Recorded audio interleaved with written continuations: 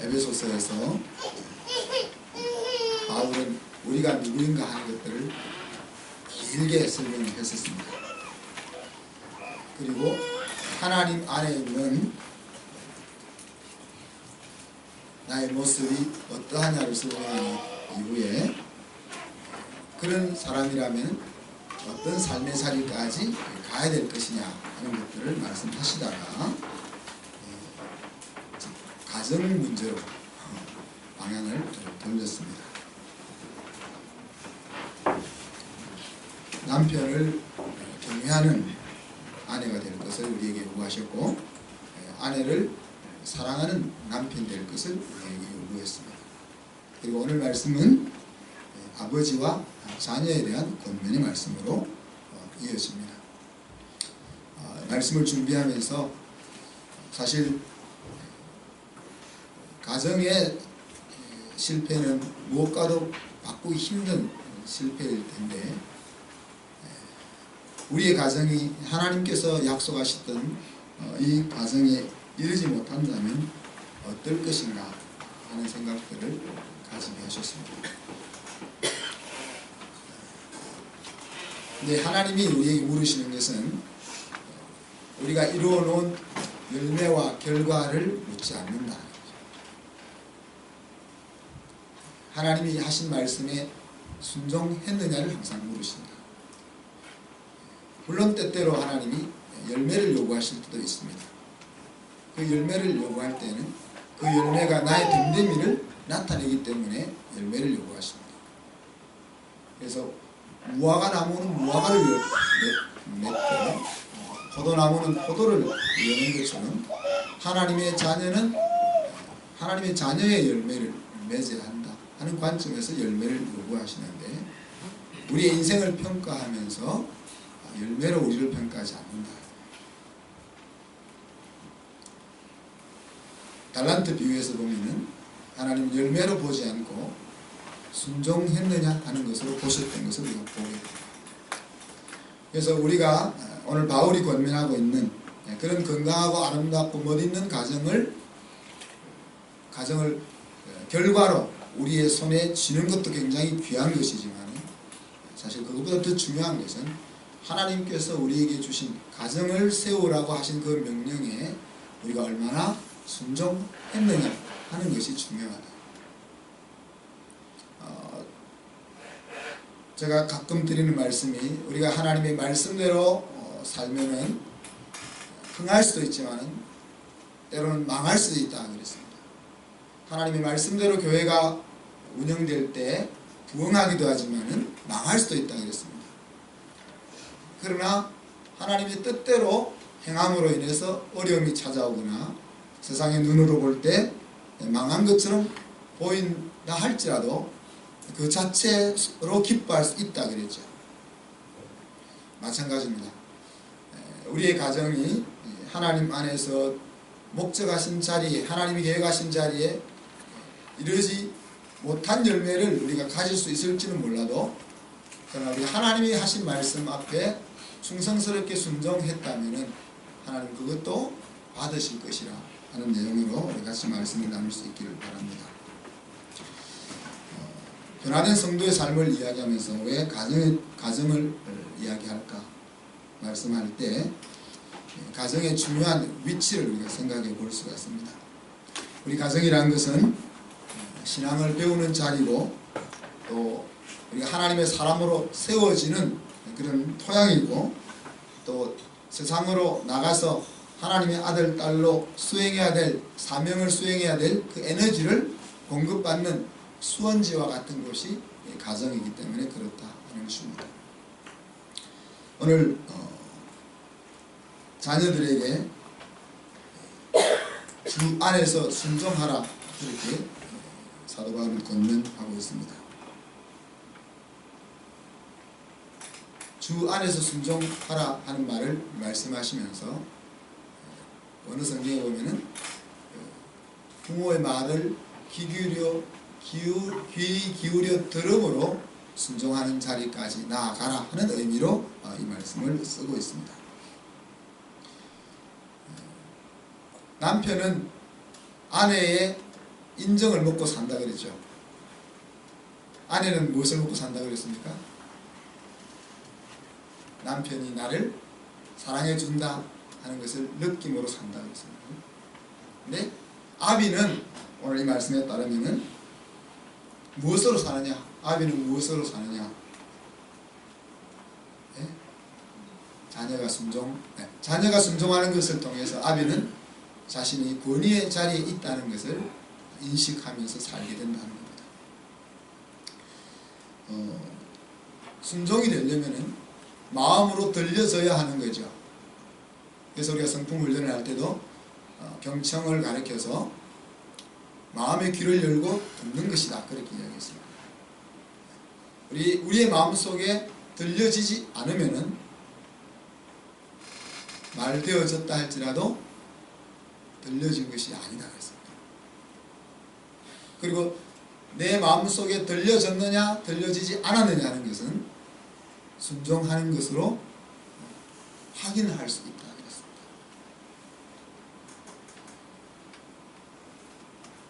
그래서 자녀가 아비의 말에 순종하느냐 하는 것은 자녀가 아비의 말에 귀를 기울인다는 것을 이야기하고, 그것은 자녀가 아비의 말을 따라 순종하는 것보다 더 깊은 의미가 그 속에 담겨 있는 것이죠. 자녀가 아비를 존중하고 있고 아비를 권위로 인정하고 있다는 것이 아비의 소리에 귀를 기울이는 것으로 나타나게 됩니다. 그러면서 또 자녀에게는 부모를 공경하라 그렇게 말씀하셨습니다. 부모를 공경하라는 것은 약속 있는 첫 계명이라 예수님께서 그렇게 말씀하셨죠. 오늘 말씀에서도 우리가 잘되고 내 생명이 길게 되리라. 형통한 삶을 살 뿐 아니라 장수할 것을 약속하고 있습니다. 그래서 자녀들이 해야 될 일은 바로 주 안에서 부모의 목소리에 귀를 기울이고 그 부모를 향한 경외하는 마음을 가지고 사는 것이 자녀의 할 일이라 그렇게 말할 수 있습니다. 그러나 이 자녀의 할 일임과 동시에 이것은 어떻게 보면 우리 아비들에게 주어져 있는 과제라 그렇게 말할 수 있습니다. 항상 손해보아야 하는 쪽은 먼저 깨닫는 쪽이고 은혜를 받고 있는 쪽이 손해를 볼 수밖에 없습니다. 자녀가 이 자리에 이르러야 되는 것이 행복한 가정의 조건인데, 근데 그 자녀가 그 자리에 이르게 하기 위해서는 아비가 해야 될 미션이 바로 이 내용이라 그렇게 우리가 볼 수가 있는 것입니다. 하나님께서는 저와 여러분의 영적 아버지십니다. 그리고 성경에 보면은 오늘 바울이 육적인 자녀들에게 요구했던 것과 동일한 요구를 하나님께서 우리들에게 하고 계십니다. 우리가 하나님의 말에 귀를 기울일 것과 순종할 것을 요구하고 우리의 모든 것을 다 해서 하나님을 존귀하게 여길 것을 성경이 요구하고 있다는 것입니다.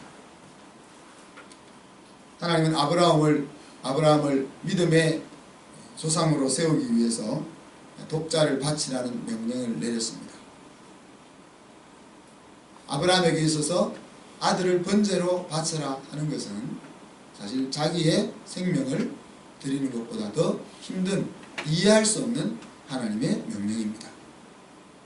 그러나 하나님은 그 명령을 통해서 아브라함의 사랑과 순종을 끄집어내기를 원했고, 심지어 예수님에게까지 하나님은 그 순종의 훈련을 시키셨던 것을 성경이 이야기하고 있습니다. 그래서 히브리서에 보면은 아들이라도 고난을 통하여 순종함을 배웠다라고 예수님의 삶을 묘사하고 있습니다. 하나님의 아들이시지만 예수님께서 고난이라는 십자가라는 그 고난이라는 과정을 통해서 온전한 순종의 자리까지 이룰 수 있게 되었다는 이야기입니다. 그래서 하나님께서는 자기 자녀들이 그 하나님이 요구하는 그 목적지까지 이르게 하기 위해서 이렇게 자기 생명보다 더 귀한 것을 가지고 테스트하기도 하시고 죽음 가지고서도 순종을 훈련시키는 분이 하나님이시다. 그 이유는 앞에서 말씀드린 것처럼 자녀가 부모의 소리에 경청 귀를 기울이고 자녀가 부모를 공경하며 사는 것이 인생에 승리하는 길이기 때문에 하나님은 우리가 그저 편안하고 겉으로 행복하게 사는 것을 원하지 아니하시고 우리의 심령과 우리의 삶의 아픔과 고통이 있을지라도 궁극적인 승리와 행복을 위해서 일하시는 분이 하나님이라 하는 사실입니다. 그래서 우리는 먼저 하나님의 아들 딸로서 하나님 아버지의 말씀에 귀를 기울이고 순종할 뿐 아니라 그 하나님을 항상 의식하며 경외하는 삶을 살아가야 될 것입니다. 그리고 그렇게 살아가는 그 걸음걸이를 우리의 자녀들이 볼 것이고 그리고 그 본 것이 우리의 자녀들의 걸음걸이가 될 수 있도록 우리는 수고를 기울여야 한다는 거예요. 그래서 자녀들에게 주신 말씀이지만 이것은 우리 아비들이 져야 될 또 하나의 사명이라 그렇게 말할 수 있습니다. 그리고 이 사명을 우리가 제대로 수행하는 것이 바로 우리의 인생의 승리고 우리의 가정의 행복을 이끌어 나가는 길이라는 사실입니다. 그러면서 아비에게 또 짐을 하나 더 지웁니다. 아비에게 뭐라고 얘기합니까? 자녀를 노엽게 하지 말고 주의 교양과 훈계로 양육하라 그랬습니다. 공급하라 그랬습니다.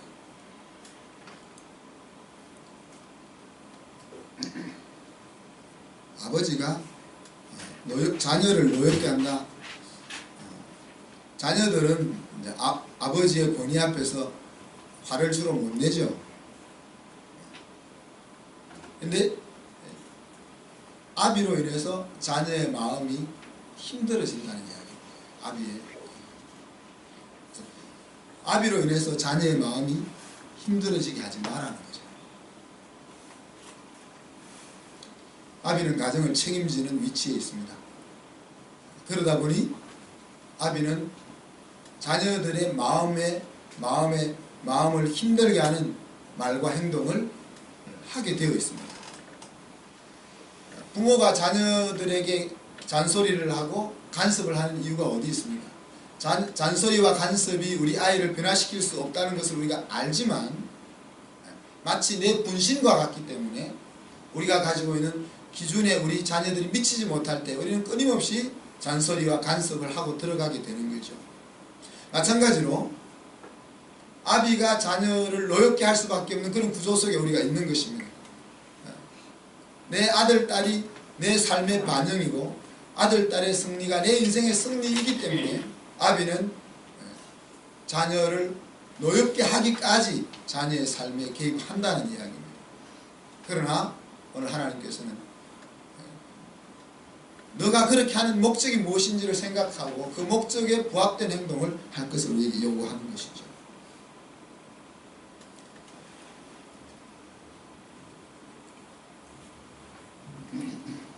아비는 보통 아들, 딸보다 먼저 인생을 사는 사람들입니다. 그리고 많은 경우에 아비가 자녀보다 더 앞서 있게 마련입니다. 그리고 앞서 있는 아비들은 자녀들에게 가야 될 길만을 제시하곤 합니다. 왜? 자기가 그렇게 헤쳐서 그 길에 이르렀기 때문에 자녀들에게도 그 길을 요구하게 되어 있습니다. 그리고 사랑한다는 것을 전제로 해서 아이를 평가하게 되어 있죠. 아비가 제시한 그 기준에 따라서 우리가 우리 자녀들을 평가하게 되어 있습니다. 근데 그것들이 우리 자녀들로 하여금 풀죽게 만드는 그런 역할을 하고 있다는 이야기입니다. 우리가 간섭과 잔소리를 하지만은 그 간섭과 잔소리는 사실 사랑에서 나오는 것입니다.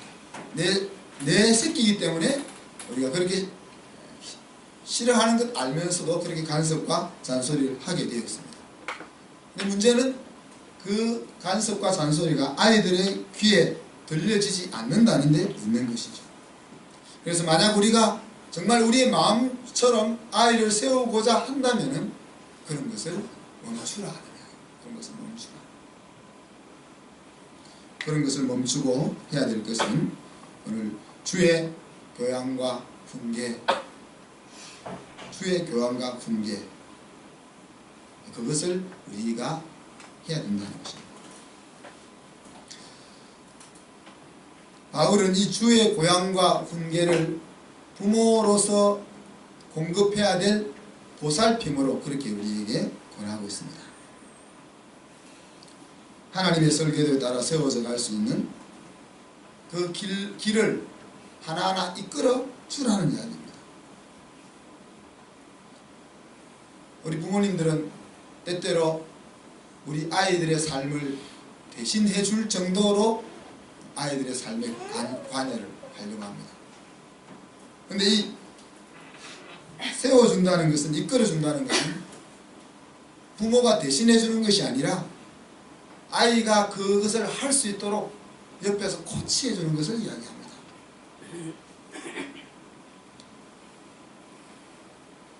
부모를 떠났을 때에 부끄럽지 않는 온전한 사람으로 설 수 있게 하는 것에 우리가 신경을 써야 된다는 거예요.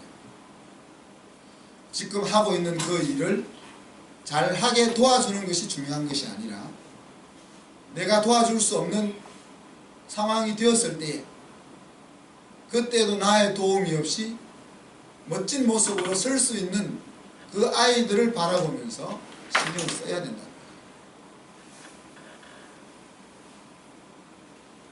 주의 훈계는 무엇입니까? 주의 훈계를 공급하라 했는데 주의 훈계는 무엇입니까? 우리가 성경에 나와 있는 많은 훈계들이 있지만 그 훈계를 하나로 합치면 핵심은 하나님을 사랑하게 하는 것입니다. 그리고 그 사랑이라는 것이 하나님이 하시는 말씀을 좋아하는 것으로 나타나게 하라는 것입니다. 그리고 더 나아가서 그 하나님을 의식하며 사는 아들, 딸들로 세우는 것입니다. 이것이 아비가 자녀들을 코치해서 이끌고 가야 될 목표다. 이것이 큰 틀이라는 거예요.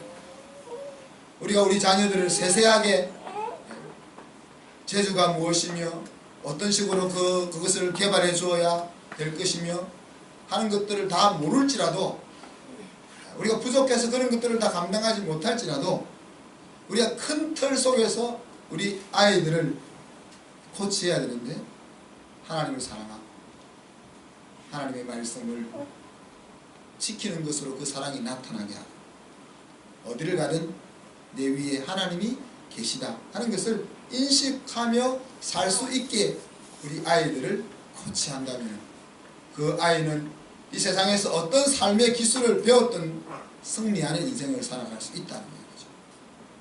그 일을 해야 되는 것이 아비가 해야 될 역할이라는 것입니다.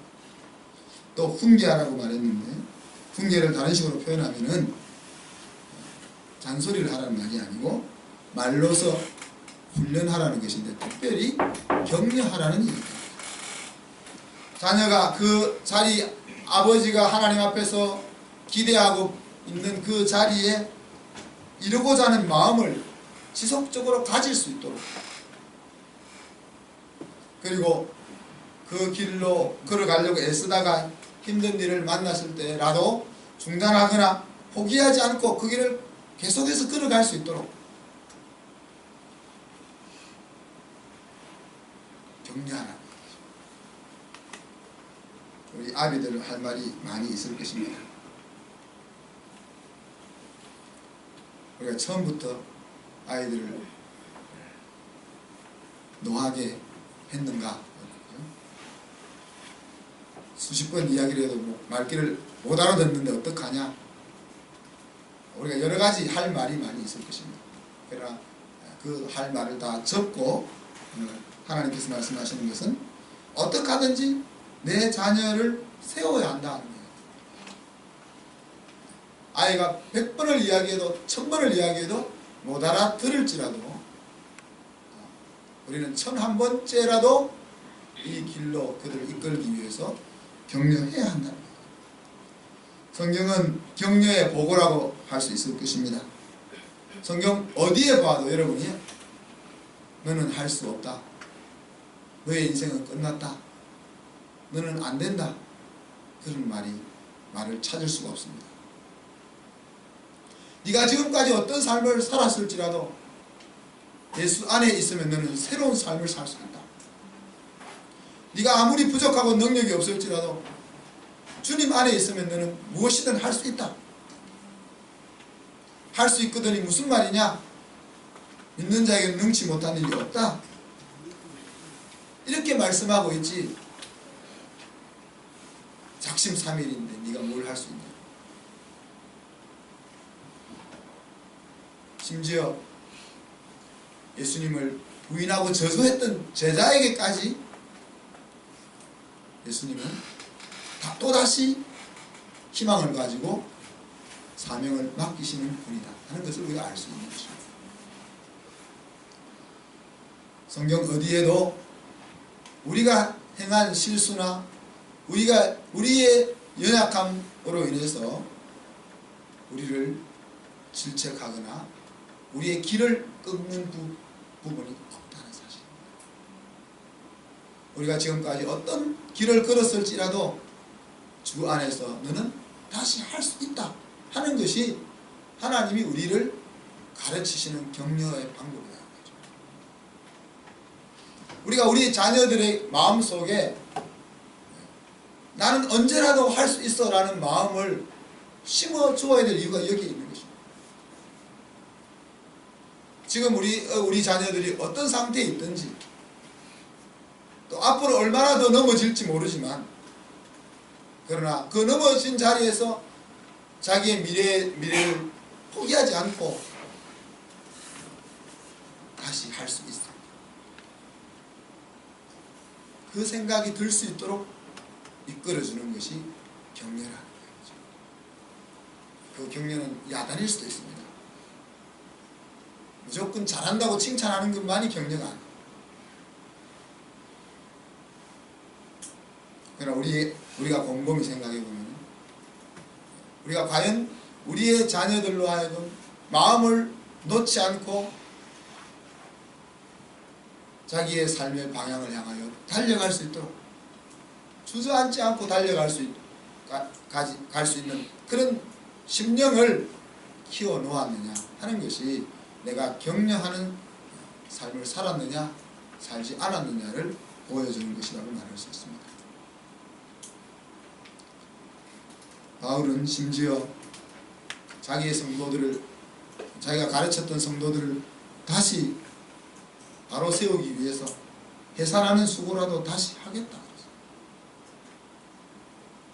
정혜 집사님 얘기를 쉽게 나와서 해산하는 수고가 대단하지 않을지 모르지만 해산하는 것 때문에 힘들어 본 경험이 있는 사람에게는 대단한 것이죠. 바울은 아이도 낳아보지 않았으면서도 내가 아이를 다시 낳는 그 수고라도 하겠다. 그렇게 이야기를 하고 있는 것입니다. 사랑하는 성도 여러분, 여러분의 자녀들은 장사의 수중에 화살 같은 자녀입니까? 아니면 부담과 침으로 여기시는 자녀입니까? 시편 127편에 보면 자녀들은 여호와의 기업이요 상급이라 그랬습니다. 그래서 그 화살통에 화살이 가득한 장수와 같은 것이 우리에게 주어진 자녀라 그랬습니다. 화살이 가득한 장수는 저기 와도 두려움이 옵니다. 우리가 우리 잠자고 있는 우리 아들, 딸들을 바라보면서 우리의 마음속에 화살통에 화살이 가득 들어 마음이 든든한 장수의 마음이 드느냐 아니면 저놈의 짐을 어떡하냐 이 생각이 자꾸 드느냐.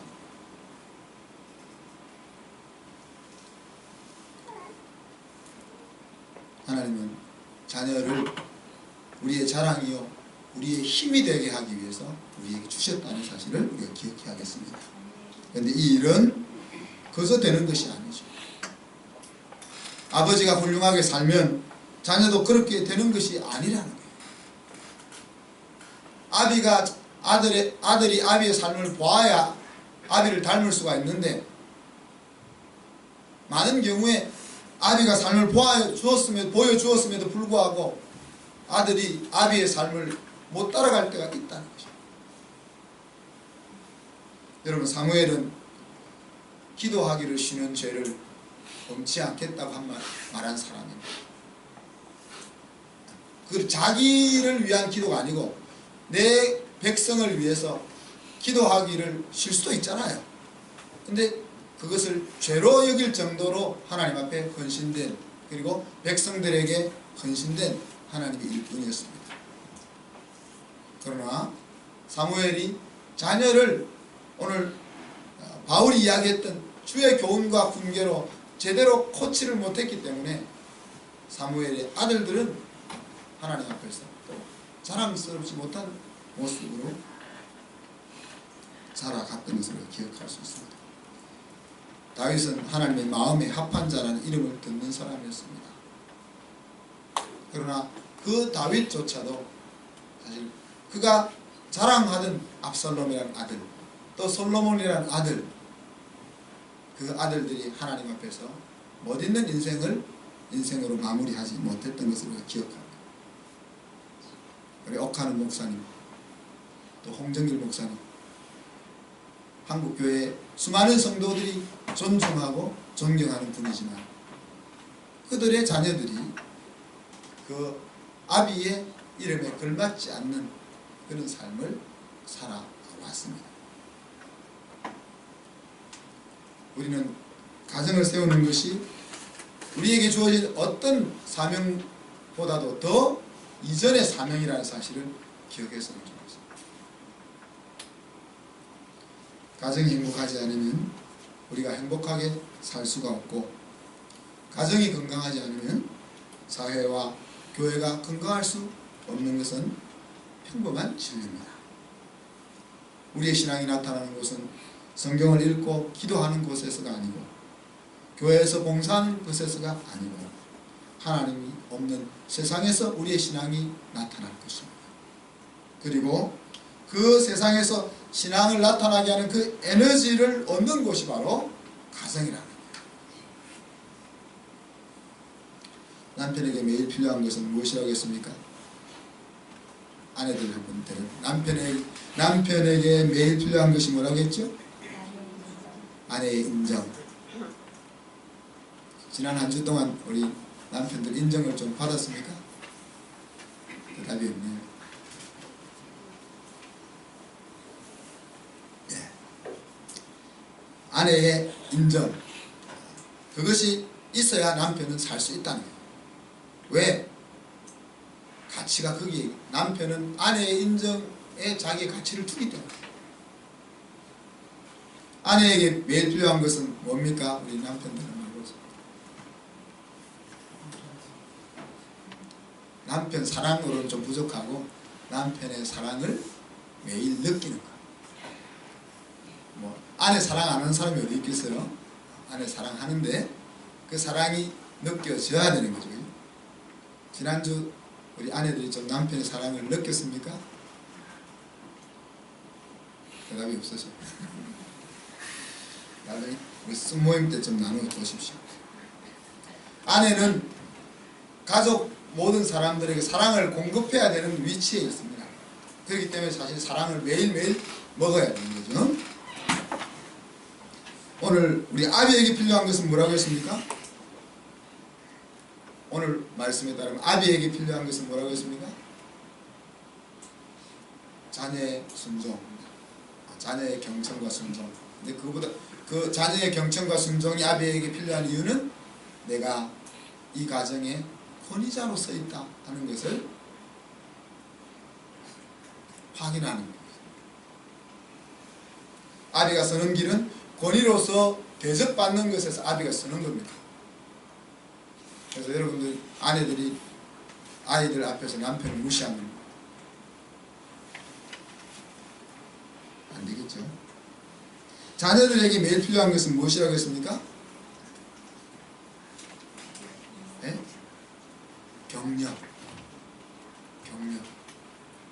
대신 해주는 거 이런 거 아닙니다. 대신 해주는 거. 아마 엄마들은 뭐 매도 대신 맞아줄 거고 결혼도 대신 해주려고 할 거예요. 공부도 할 수만 있으면 대신 해주려고 할 거예요. 근데 그게 아니라는 거예요. 격려가 필요하다. 왜 우리 자녀들에게 격려가 필요합니까? 우리 자녀들은 하나님의 설계도까지 가꾸어서 가야 되기 때문에. 그런데 그 가꾸어서 가는 과정 속에는 끊임없이 좌절과 중단의 유혹과 어려움들을 만나게 되잖아요. 근데 그 어려움들과 위기들을 계속 넘어갈 수 있게 해주는 것은 격려라는 거죠.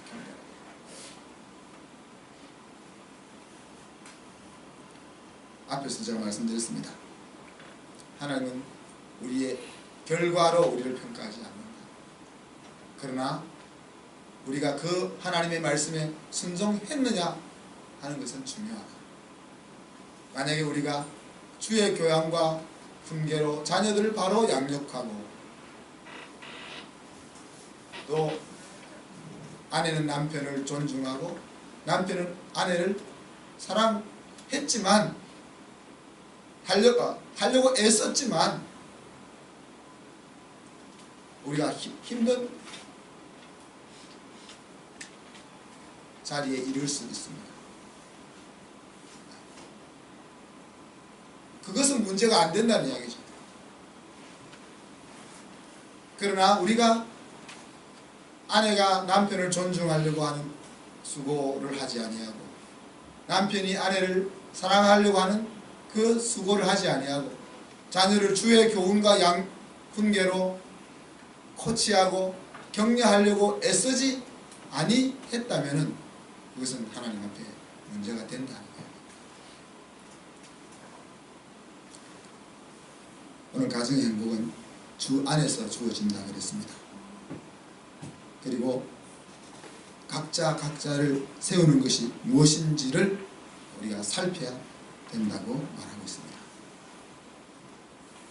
아내는 아내로서 내가 해야 될 일이 무엇이고 남편은 남편으로서 해야 될 일이 무엇이며 자녀는 자녀로서 아비는 아비로서 내 역할이 무엇인지를 살펴라 그랬습니다. 그 이유는 나를 세우는 것이 각자를 세우는 것이 곧 나를 세우는 것이기 때문에 그렇다. 아내를 세우는 것이 남편인 나가 쓰는 것이고 남편을 세우는 것이 아내인 내가 쓰는 것이고 자녀를 세우는 것이 아비인 내가 쓰는 것이고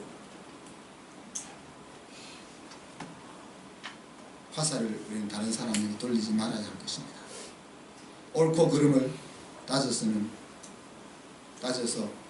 힘든 길로 갈 것이 아니라 우리는 가정 속에서 누가 옳으냐 누가 그러냐 하는 것을 따질 것이 아니라 내가 상대방을 그 세운 역할을 제대로 했느냐를 항상 물어서 행복한 가정을 이루어 나갈 수 있는 저와 여러분 될 수 있기를 주님의 이름으로 축복합니다.